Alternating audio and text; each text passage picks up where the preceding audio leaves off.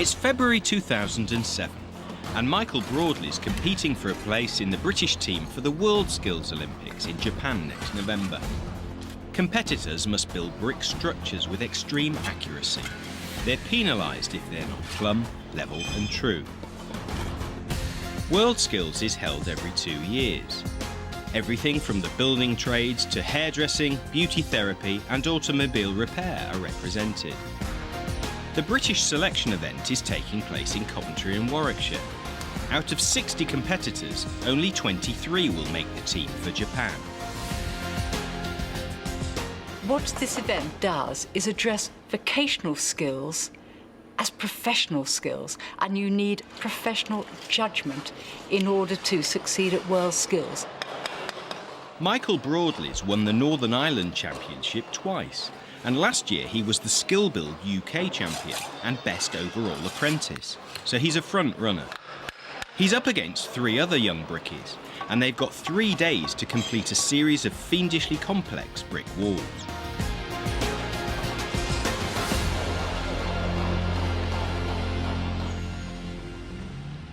A week before the selection event, and Michael's on his way to work on a building site near his home in Ballymena. The job is a one-off house in the countryside, so it'll more than likely be building from the foundation up. He travels light. That's all I need. Michael, if you want to go over to where you were last night and get started onto that, and Graham and I will get the head set up on the scaffolding for building on at the garage. Do you need a hand with the heads? Or Michael's self-employed, and today he's helping to build a large private bungalow. He's doing block work for the man who gave him work placements during his NVQ levels 1, 2 and 3. Michael's been with me about 5 years now. He come from school, come right through the system when he left school at 16, and he's been with me. Michael to me was like a sponge. He just soaked everything in, you know. Yeah. The wee things he done, the wee flick of the trowel, the wee everything. He watched and he learned, and he just built it up. He built it layer upon layer, and he was extremely interested and enthusiastic. Michael's picked up a lot of the tricks of the trade already. Because they're that heavy, you don't really have a lot of strength with really controlling them. Fumbling around like that, then they're down to tap it in, and then that push everything else off. But trying to get it in and down, just perfect. A good brickie knows how to lay a decent mortar bed. Placing it on the wall, cutting it once, twice, and once you've spread it back, point the trowel into it. If you just left it smooth and you put your block on, it's going to be harder for it to sink into. On with the joint. But some people would put too heavy a bed on. All the mortar on the inside is all dropping down the cavity, which is a bad thing, obviously, because if there's mortar all on that, then all the damp would just come straight along the wall tie and it come onto the insides again, then you get a big wet patch on the inside of the house. Because this is a wider joint, and there's not enough room to bring it to one side and put a brick in one side, you know, you just fill in this joint.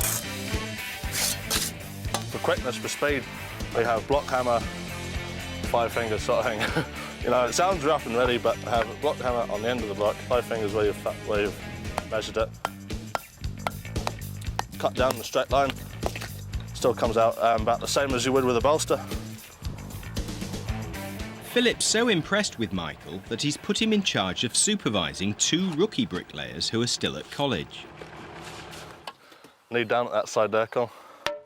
And is Michael a good teacher? Yeah, he is. Yeah. He lets you know without embarrassing you in a way. So he does. Which is good. If you do something wrong, he'll let you know nicely, no? The British selection event is run by UK Skills, an organisation championing skills and learning for work. They appoint expert training managers like Mike Burdett to coach and prepare the competitors. They're volunteers from either the FE sector, universities or from industry. During the competition they act as impartial judges, and in the run-up Mike had to make sure he gave all 4 bricklayers an equal amount of help. He visited Michael at the college in Antrim where he did his NVQs. The training managers use pool coaching techniques to help competitors to analyse their skills for themselves. This is at the heart of the UK Skills approach, to get competitors to take responsibility for their own training. Where do you see your main weaknesses with this particular? Main weaknesses, I think, really jointing wise, jointing and finishing. I think that's my weakness all in. I need to improve on that somehow. Yeah. I mean, if we just look at your jointing, then if you just want to come down and have a look, there's a joint there that's missed. Yes. Okay. There's a corner arris there that's missed. This is often a common area where defects can be found in here. You've got the slight tram lines where you've run it in, but you've not squared it off against all the arises and etc. See, this is what I use for the recess jointing. I think these are great for that sort of depth. Yeah. But you can quite easily get a little bit deeper, can't you? So again, that's just a technique that you need to practice on. Okay. While Michael gets more practice in, Mike Burdett met up with the college tutor who taught Michael for 3 years. He's very proud of his protégé. The one thing that I've noticed about Michael, it's his versatility and adaptability, because I'm sure you'll have seen with being out there on the site this morning that there's a lot of block work goes on here and rural work, so therefore Michael does not get a big opportunity in building facing brick. He did get a considerable amount of brick building at level 2, maybe slightly less at level 3 due to various portfolio commitments, etc. But we still managed to plug in some good solid training, and I felt that with that determination, the experience he was getting in sight, what we had done in the workshop, etc., then I'll be honest with you, I felt I had a winner, to be truthful with you. Good. Practice makes perfect. Michael's been given plans for the complex brick wall he'll have to build next week. But there's a catch. The only thing is, it's subject to 30% change. So they could change the shape of the panel, they could change this corbelling, they could make it different, they could make it another brick wider or something, they could do something completely different in the middle. So they don't want you basically practicing over and over again this one piece and then having it perfected. They want to mix it up a bit. Mike Burdett took Michael to a development site in the centre of Belfast. He wanted him to learn from specialist bricklayers. Modern techniques on an old Victorian building being converted into offices. First up, a radius curve, 4 stories high. You've just seen Mike plumbing the radial bricks. What would be another alternative for maintaining the curve of this corner? You could use a template or a channel, but personally I think plumbing, I'd actually rather plumb it myself, to be honest. I'd rather do a lot of sort of freehand. Depends on the size of the circle. If it's a bigger circle, you'd probably be better at template. Maybe checking over it once every couple of courses or something. The architects have specified hanging bricks to give a tidy and attractive finish to window openings. It's a deceptively complicated technique that's new to Michael. We're building these hanging brick and we're putting these wee plates on, and they go up in the slat there and turn around like that. Okay. And then we pass that bar through. They're 300 long, the bars, which will span. Oh yeah, so size you've got 40 mil really near enough there. The way the holes are, we fill that up with cement. Yes. And then I slide that in. Slide that right through, tight, and form the joint here, and then smooth it in with a sponge. Every brick hand he puts on there, Michael, then is actually cemented in. So when we take the support away here, everything's in place. It doesn't slip, I've never seen or even heard of anything like that before. It's really interesting, actually. Yeah. Back home in Ballymena, Michael's been working for the past 2 years on a garage extension in the back garden. The blockwork tells a story of how rapidly he's improved his skills. It's sort of a work in progress. As I went up, I've got the blockwork went from being rubbish down to the bottom to starting to get a lot tidier up the top. The beds are all tidy and the joints are tidy and stuff, and I'll give you my word that it's built to the plumb. So it's supposed to be 200 mil from this black felt to this corner. But as you go up, as you follow the way up, you can tell that the joints, start to just get ever so bigger as they go up.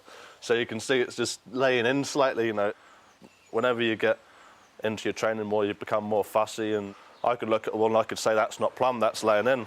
And you can put a level up to it and you can see you can tell that it's 1 or 2 mil off. And when you get that sort of vision to be able to get it as accurate as that, then you're not doing too bad. At the North East Institute in Ballymena, Michael's studying for an HNC in building services. Although he's happy to be bricklaying on site for now, he's got big ambitions for the future. It's not really just about winning competitions. I never set out thinking, you know, oh, I want to do a competition in bricklaying. But just as I've gone on, I realised you never know what's going to happen late in life.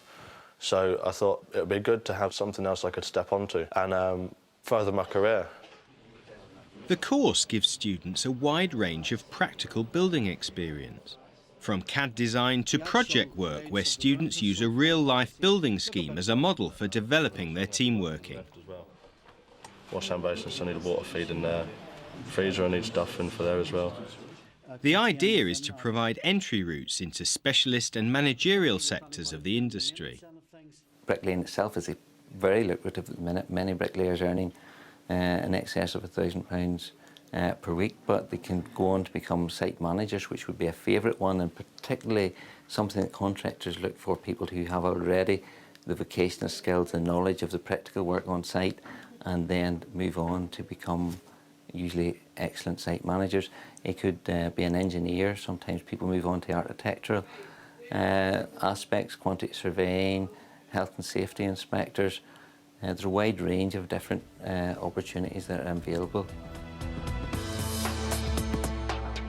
It's day 3 at the WorldSkills selection event, and the 4 bricklayers have done some stunning work. All Michael's practice at college looks to be paying off. He looks like the front runner with only an afternoon's work to go.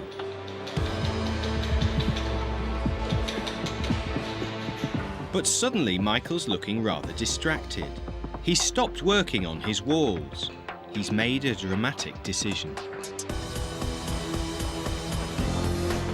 If he wins, he faces 8 months intensive training ahead of the trip to Japan. He doesn't want to go through with it. I've got other priorities which are more pressing at the moment. If I did get through, I would only pull out a couple of weeks or months down the line, and there's no point mucking about everybody about, really. So in the end, it really just came down to either carry on with the way I'm going with all my career opportunities, or go to Japan. So I sort of thought in the long term it's going to be better getting qualifications than it is winning the medal and then being forgotten almost. So Michael worked through to the end of the competition, but he didn't want his work judged. For UK Skills, it meant the loss of a top candidate. Michael was likely to win selection. But he made his decision for what he saw as the right reasons. We actually know that objectively, Michael's performance was the best at that point. So he was making a decision from strength. He wasn't being panicked into a decision by looking at other people's work. He's just decided to retire at that stage, and good. Michael's going to concentrate on his career back home in Northern Ireland, safe in the knowledge he has a bright future and that he remains the current UK champion bricklayer.